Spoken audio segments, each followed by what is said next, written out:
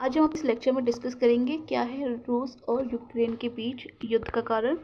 तो चलिए देखते हैं। तो रूस के विघटन के बाद, जब रूस का विघटन हुआ था, तो जो देश अलग हुए थे उनमें यूक्रेन भी था, यानी कि पहले यूक्रेन रूस का ही भाग था।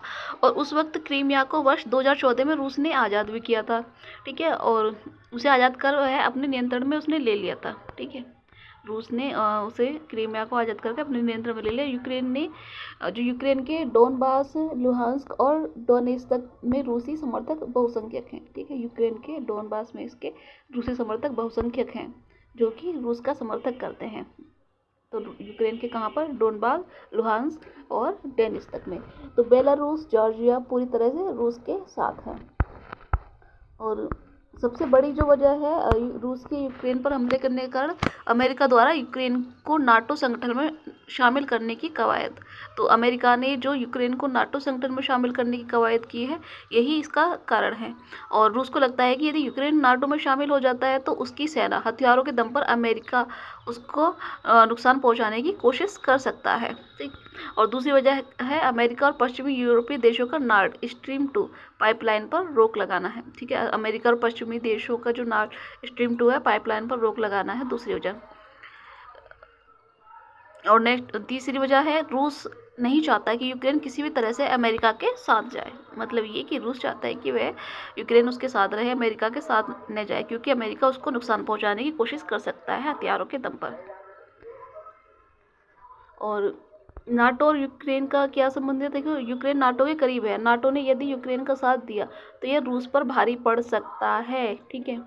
और नाटो के कई देश यूक्रेन से लगी सीमा पर अपनी सेना भेज भी रहे हैं। और यूक्रेन के जो पड़ोसी देश हैं उनमें नाटो देश सैनिक हथियार और सैन्य वाहन पहुंचा रहे हैं, ठीक है। जो नाटो देश हैं वो सैनिक और हथियार और सैन्य वाहन पहुंचा रहे हैं, ठीक है, यूक्रेन के लिए। और जो वर्तमान स्थिति है वो क्या है? तो रूस ने कहाँ कहाँ कि हमले किए हैं। तो रूस ने अब तक यूक्रेन के में कई जगह हमले किए हैं। इनमें 2 विद्रोही इलाकों के अलावा राजधानी कीव के कई अहम ठिकाने शामिल हैं, ठीक है।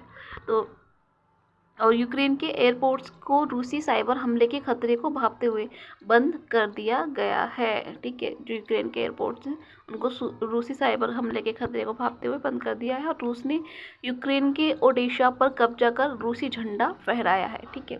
और जर्मनी के चांसलर ओलाफ शोल्ज ने नॉर्ड स्ट्रीम 2 गैस पाइपलाइन के प्रमाणन की प्रक्रिया को रोकने की घोषणा की, ठीक है। कहाँ के? जर्मनी के चांसलर ओलाफ शोल्ज ने नॉर्ड स्ट्रीम 2 गैस पाइपलाइन को प्रमाणन की प्रक्रिया को रोकने की घोषणा कर दी है।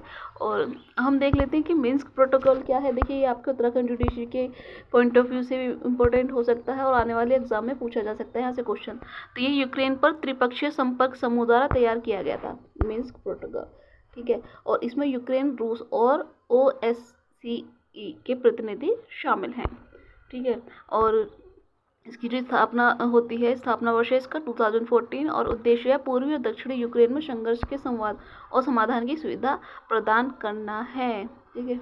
और 2014 में यूक्रेन के डोनबास इलाके में उस समय चल रहे युद्ध का अंत करने के लिए समझौता हुआ था, ठीक है। 2014 में यूक्रेन का जो डोनबास है, जब वहाँ पर युद्ध चल रहा था तो उसे अंत करने के लिए ये समझौता किया गया था, मिन्स्क प्रोटोकॉल।